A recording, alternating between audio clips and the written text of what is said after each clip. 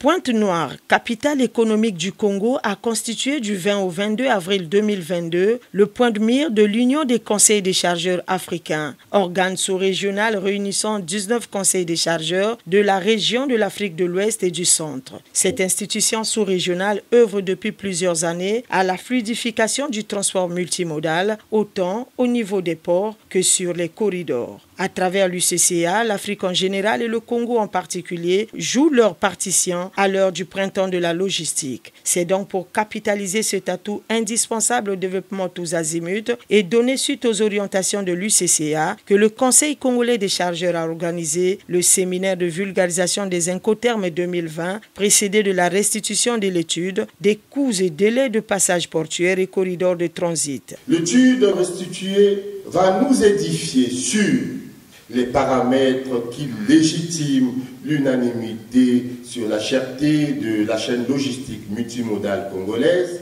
les évolutions qui sont intervenues sur les coûts et délais de passage portuaire et des corridors de transit, des points de vigilance susceptibles de servir de levier d'action pour les décideurs et permettant d'améliorer l'indice de performance logistique de notre commerce transfrontalier, ou tout au moins de faire baisser le prix du panier de la ménagère en République du Congo. Ce séminaire, en toute franchise, a été d'intérêt capital pour les acteurs de la chaîne de transport et de la logistique.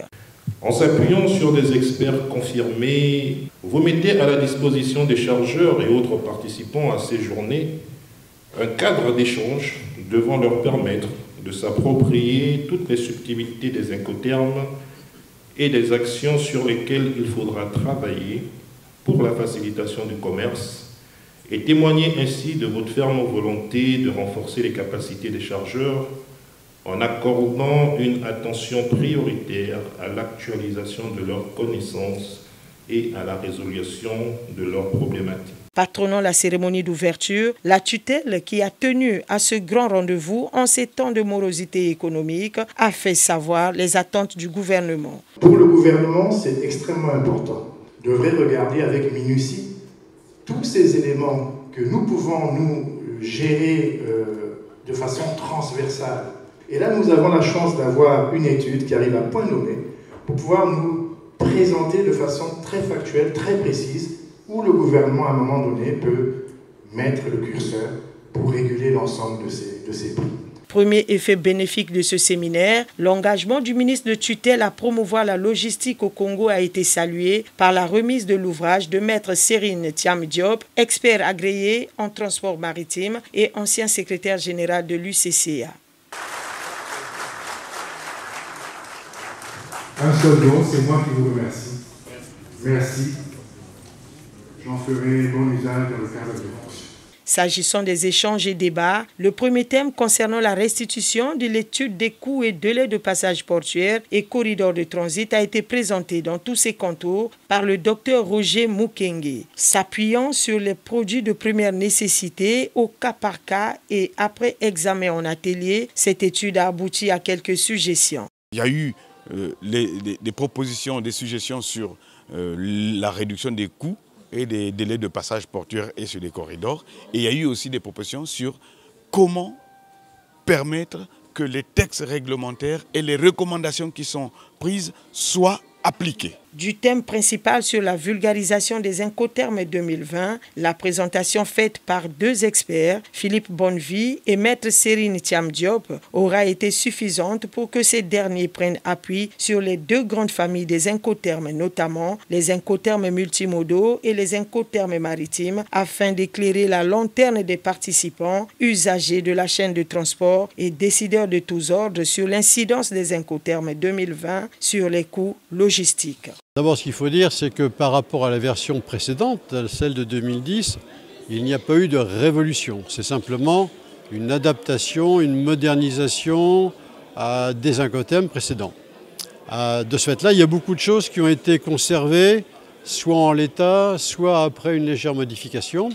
Mais il y a quelques innovations, par exemple au niveau de la science maintenant, selon qu'on utilise tel ou tel type de vente, que l'on qualifie soit de maritime, soit de multimodal, eh bien, on n'a pas le même standard d'assurance qui est proposé. En plus du choix logistique, en prenant la responsabilité de négocier avec la compagnie, même si elle est étrangère, de plus en plus, avec le temps, vous gagnez plus.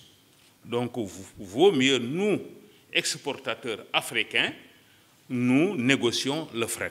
Que ce soit à l'import ou à l'export, moi, je pense qu'il est préférable que nos opérateurs, que nos chargeurs, quand même, prendre en charge le transport, l'assurance, ça leur permet de gagner. La problématique des coûts et délais de passage portuaire préoccupe l'Afrique en général. C'est un serpent de mer, a reconnu un acteur du domaine. Et le thème principal sur la vulgarisation des Incoterms 2020, selon les participants, a constitué le point d'ancrage de ce séminaire. Nous avons tiré un réel bénéfice et nous espérons que en rentrant chez nous en République démocratique du Congo, nous ferons tout aussi pour essayer de vulgariser ce que nous avons pu retenir de ce séminaire.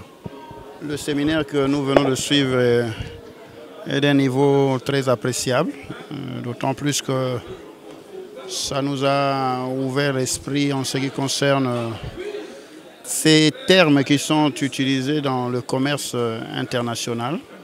À la volonté des politiques, la mise en place de GIOT est arrivée pour faciliter les procédures d'importation. Parce qu'aujourd'hui, les déplacements sont quasiment bannis. Donc, ils se connectent en ligne et même s'il est au Japon, même s'il est aux États-Unis, en Chine ou n'importe où dans le monde, il suffit qu'il soit connecté en ligne et il peut faire cette déclaration d'importation. De l'autre côté, c'est pareil aussi pour les administrateurs qui devraient signer les autorisations. Ça peut être un dimanche, minuit ou n'importe quel autre point du monde, il suffit qu'il soit connecté, il reçoit les demandes d'importation et il valide à volonté. Ce séminaire, non seulement est venu désacraliser, si on peut dire, ces termes qu'on appelait incoterms, on avait l'impression que c'était des mots savants et des mots magiques.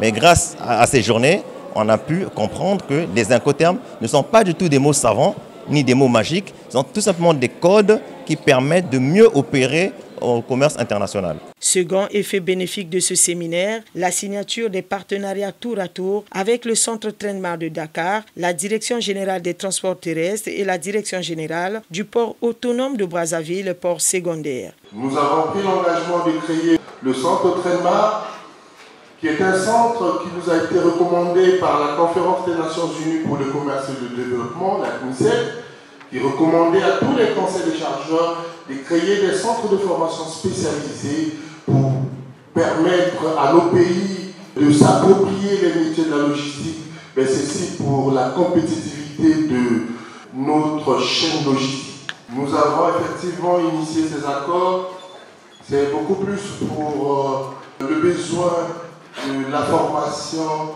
dans le domaine des transports et de la logistique. Pour le directeur du Centre Train-Mar de Dakar, ces accords viennent à point nommé. Aujourd'hui, signer une convention avec le Centre Train-Mar du Congo, il fallait d'abord le faire parce que la nature a horreur du vide. Penser à une structure à côté de tout ce qu'on vient de dire, de formation.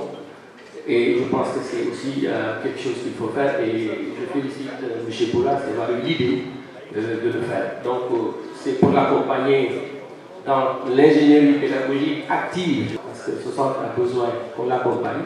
Le Centre Train-Mar Dakar sera là, à ses côtés. D'où la visite du Centre Train-Mar de Pointe-Noire par le patron du département des transports, de l'aviation civile et de la marine marchande à l'ouverture. L'occasion qui nous a été offerte est une occasion un peu rare, parce qu'à Pointe-Noire, on n'a pas la chance d'avoir des séminaires d'une telle envergure, mais pour la première fois, on a un séminaire qui parle des incoterms, une restitution de la nouvelle grille, et ça a permis à nos étudiants qui sont en ce moment dans les écoles de formation, surtout logistique et marine, de prendre conscience du métier qu'ils ont choisi.